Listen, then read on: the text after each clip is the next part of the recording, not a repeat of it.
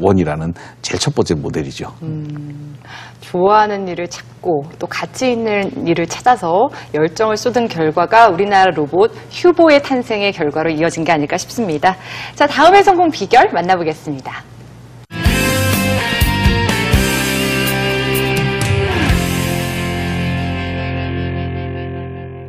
5천만 원짜리 로봇. 5천만 원짜리 로봇이라 제가 잘 로봇에 대해서 알지는 못하지만 다른 나라 연구비는 거의 뭐 수억대라고 알고 있거든요. 5천만 원으로 로봇 만들 수 있나요? 5천만 원이면 사실 작은 돈 아니죠. 우리 장난감 값은 아니지만 또 우리가 그런 아주 제대로 된 로봇을 만드는 비용으로 친다면 어떻게 보면 굉장히 그 작은 돈일지도 모르고, 그리고 사실 이제 그런 로봇을 이제 그 개발하기 위해서 우리 이제 일본 같은 경우는 한 뭐 20년 동안 뭐 수백억인지 수천억인지를 이제 연구비를 많이 썼다고 그래요. 근데 저는 사실 그렇게 생각했습니다. 그 아시모라는 로봇을 보는 순간 그 로봇을 연구하는 데는 돈이 많이 들었겠지만 그 로봇 자체를 만드는 데는 그것이 뭐 금덩어리도 아닐 것이고 거기 안에 다이아몬드가 들어있는 것도 아닐 것이고 순수하게 기술이 있다면 실제로 이렇게 만들면 그 큰 비용 들이지 않고 만들 수 있을까 해서 시작을 했던 거고요. 처음에 들었던 비용은 그런 가능성을 보여주기 위한 최소의 기능을 갖는 로봇을 만든 겁니다. 그래서 그 비용으로 그다음에 또 저희 실험실에 있던 또 다른 많은 자원을 이용해서 이제 우리나라 최초로 두 다리로 이제 제대로 걷고 그다음에 팔을 움직일 수 있고 하는 그 우리 휴보 로봇의 원형을 만든 것이죠. 당시에는 사실 개발 속도도 굉장히 주목을 많이 받았었는데 능력적인 면에서도 굉장히 뛰어났다고 들었어요.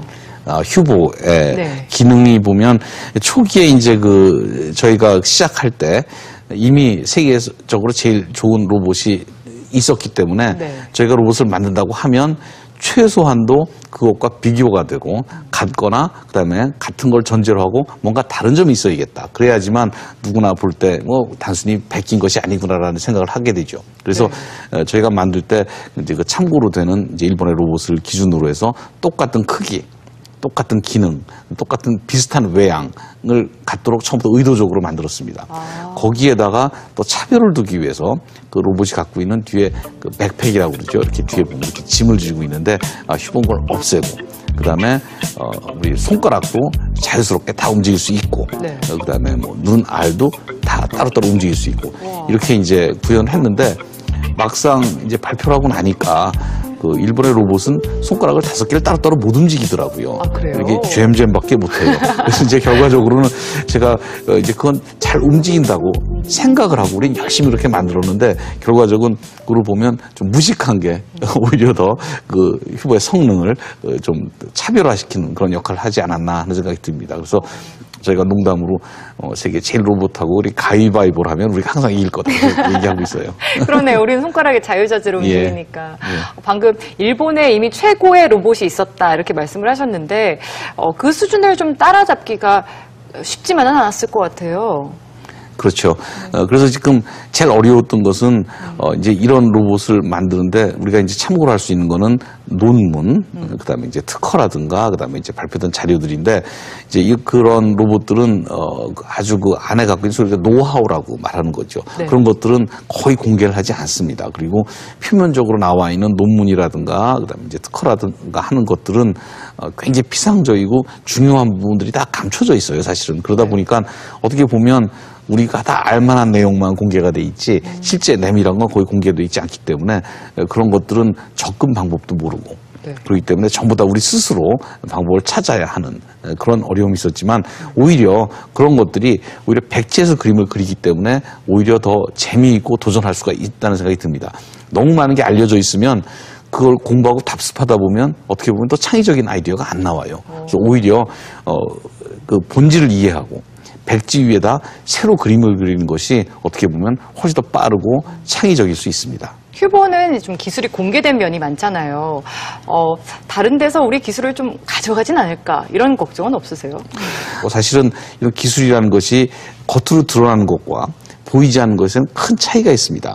예를 들면 뭐 이제 세계 아주 최고 수준의 뭐 독일 자동차가 있고 우리나라 또 좋은 자동차가 있고 한데 보면 겉으로 보면 굉장히 비슷하고 뭐 똑같이 시속 뭐 200km 갈 수 있고 하지만 보면 어떤 건 값이 뭐 2배, 3배 차이 나는 경우도 있고 그다음에 그 보이지 않는 느낌, 뭔가 더 좋다.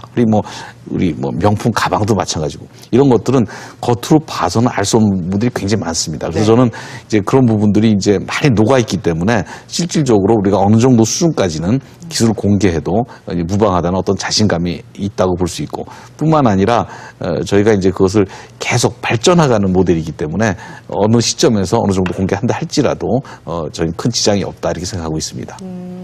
그런데 이제 기술 공개를 하고 나면 아무래도 사가신 분들이 마음대로 개조도 할 수 있잖아요. 이렇게 개방형 로봇에는 장단점이 있을 것 같아요. 그렇죠. 개방형을 하면 기본적으로 기술이 어느 정도 보편화될 수 있다. 다른 말로 유치라는 표현까지 쓰고 싶지 않고 누구나 이제 공통된 기술을 사용할 수 있다라는 이제 면이 있죠. 그것이 장점과 단점 두 개가 다 될 수가 있습니다. 이제 단점은 아까처럼 이제 기술의 유출 가능성이 있지만 장점으로는 그 사람들이 많은 사람들이 사용해서 그것이 하나의 기술 표준이 될 수 있는 가능성이 훨씬 높습니다. 네. 그러면 훨씬 더 거기에 해당하는 시장이 커지고, 그리고 이제 그 기술 유출에 대한 일부 유출에 대한 그 나쁜 점보다는 그것이 많이 사용되는 보편화되고 표준화되는 쪽에 대한 이득이 훨씬 크다고 생각해요. 그래서 이제 그렇게 하고 있고, 또 사용자 입장에서는 이제 그런 로봇을 갖다가 자기 목적에 맞게 쓸 수 있기 때문에 연구용으로 훨씬 더 이제 빨리 발전할 수 있고 하는 그런 계기가 된다고 봅니다. 다양한 사용자들이